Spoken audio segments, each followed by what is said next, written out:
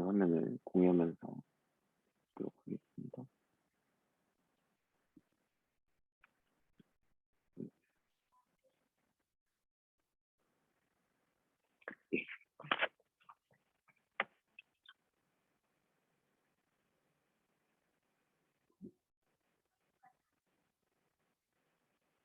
어, 어,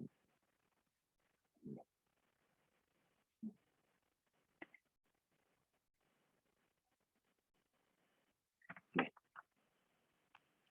시작하도록 하겠습니다. 예, 오늘 저희들 요 사사기 내용이고요.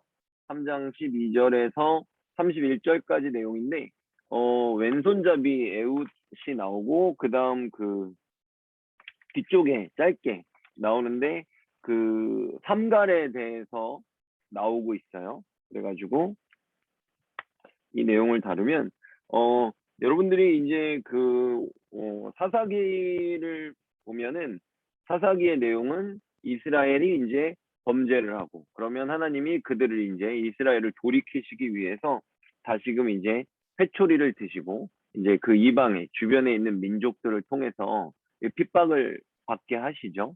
그래서 그런 사이클, 그럼 이스라엘이 다시 회개하고, 회개하면 그때 사사를 세워주셔서 다시금 이스라엘이 하나님에게 돌아올 수 있게 그렇게 기회를 주시는 그런 일들이 반복되고 있어요.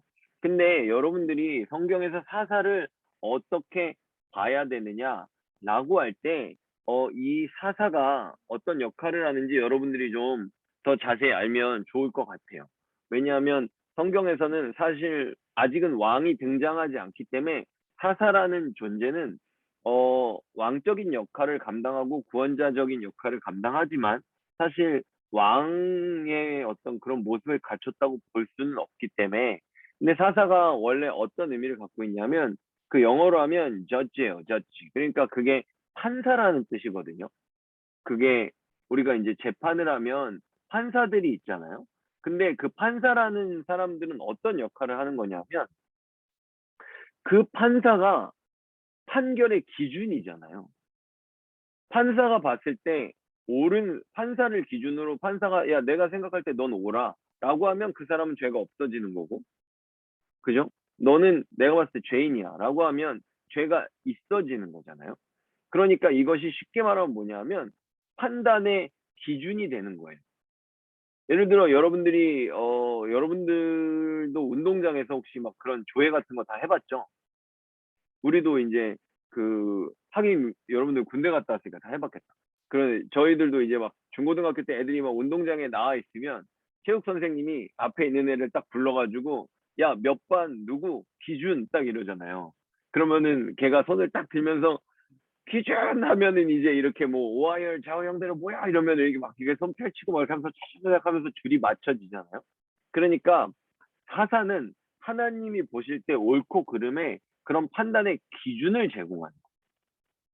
사사를 통해서 이스라엘 백성들이 하나님 앞에서 정말 올바른 모습으로 서 있느냐, 올바르지 않은 모습으로 서 있느냐. 그래서 사사가 하나님의 기준이 되는 그런 역할들을 감당하는 그런 사람들로 세워지는 겁니다. 근데 우리가 또 여기까지만 사사의 어떤 정의만을 생각하면 또 성경을 볼 때 헷갈릴 수 있는 게 이스라엘 사사들을 하나님이 세워주시는데 사사들이 그렇게 제대로 살지 않아요.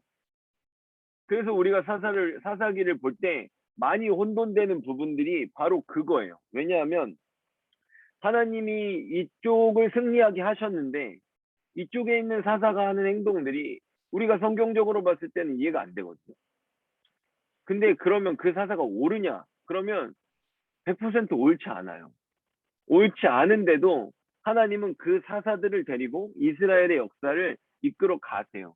그렇기 때문에 여러분들이 사사기를 볼 때 그 사람이 승리를 했다 그래서 그 사람이 하나님의 편에서 하나님이 그 사람을 세워주셨다 그래서 그 사람이 하는 행동들이 모두 다 옳다라고 판단하면 사사기를 우리는 아주 잘못 이해할 수 있습니다. 그렇기 때문에 사사기를 이해할 때는 정말 이 사람이 옳은가 옳지 않은가 아니면 하나님이 이 사람을 세워줬다고 할지라도 이 사람도 분명히 개선돼야 되는 부분들이 있다라는 것을 전제하고 여러분들이 사사기를 보시면 많이 편할 것 같아요.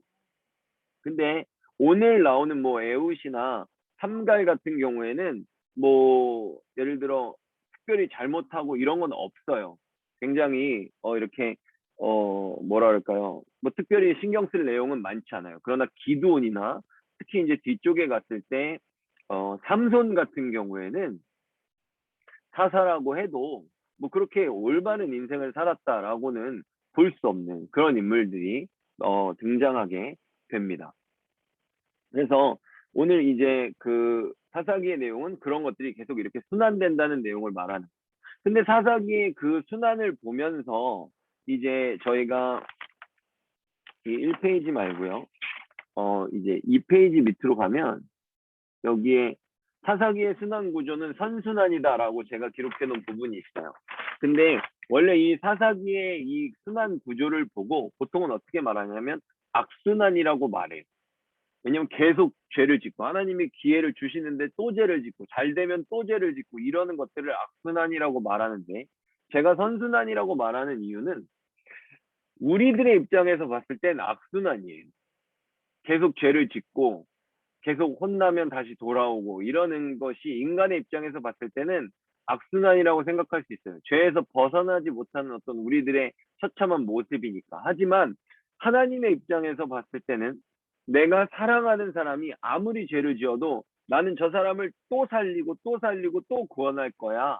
라는 어떤 약속을 지키시기 위한 어떤 하나님의 어떤 그런 강한 사랑, 강한 의지가 굉장히 강하게 드러나는 모습으로 우리가 볼 수도 있기 때문에 뭐 여러분들 그럴 수 있지 않나요? 그런 생각 혹시 안 해보셨어요? 아, 내가 진짜 쟤네 부모님이면 포기할 텐데. 혹시 뭐 이런 생각 해보신 적 있나요? 아, 내가 진짜 저 정도면은 이제는 안 봐줄 것 같은데. 막 이런데도 하나님은 이스라엘 백성들을 끝까지 놓지 않으시는 그 사랑을 절대로 포기하지 않으십니다. 그래서 여기서 그 하나님의 그런 사랑을 드러내는 선지자가 바로 호세아거든요.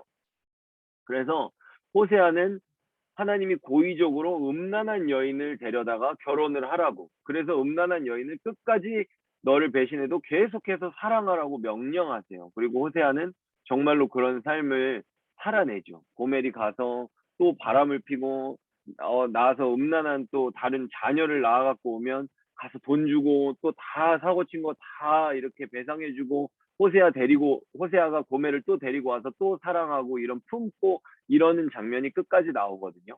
그런 모습이 이런 어떤 하나님의 사랑을 포기하지 않는 하나님이 사랑을 포기하지 않으시는 이런 선순환적인 모습이 사사기에서 드러나고 있다. 계속해서 이런 것이 반복되고 있다라고 말할 수 있고요.